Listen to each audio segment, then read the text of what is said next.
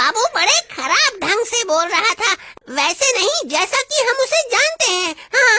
लेकिन अगर इसमें उसकी कोई चाल है तो वो इतना कम पैसा क्यों लेता है? केवल 1 रुपए?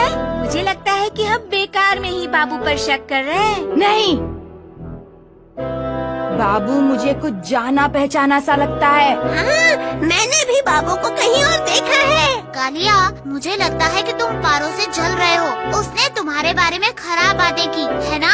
महाराज भी उसके बारे में कुछ ऐसा ही कह रहे थे। मुझे लगता है कि अभी कुछ देर नहीं हुई है। राजू, चुटकी, जग्गू, राजमहल जाओ, महाराज से पूछना उन्होंने बाबू को पहले कहाँ देखा था। कालिया, तुम मेरे साथ यकीन हो गया है कि बाबू निश्चित ही नकली आदमी है। पारो से नटवर लाल बुलाती है।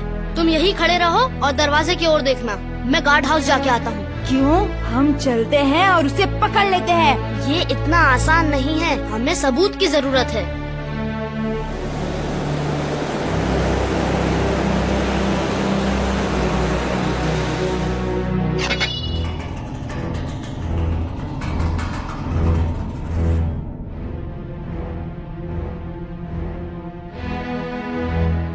नटवर, तुम्हारा खेल खत्म हुआ।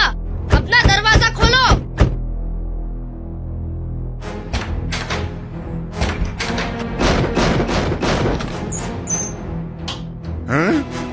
इसका क्या मतलब?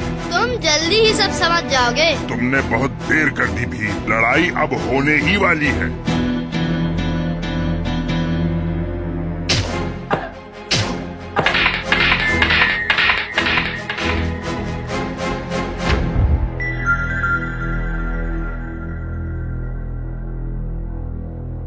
क्या आपको कुछ याद आया?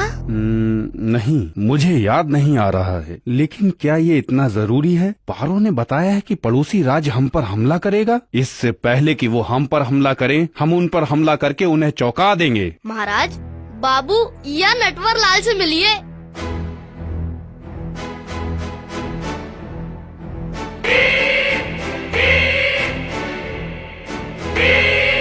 इस नटवर ने हमारे साथ अच्छी चाल चली। उसने पारो को तैयार किया और पारो ने तोते की तरह हर बात कही। लंबे समय से ढोलकपुर का पड़ोसी होने के कारण वो हमारे बारे में सब जानता था।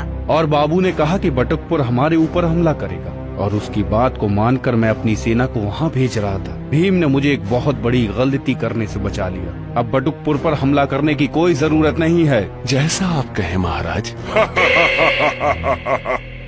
लेकिन लड़ाई तो होनी ही है। यहाँ आने से पहले मैंने बटुकपुर के राजा के साथ भी यही चाल चली और उन्हें ये विश्वास दिलाया कि आप उन पर हमला करने वाले हैं। बटुकपुर की सेना हम पर हमला करने के लिए निकल चुकी है।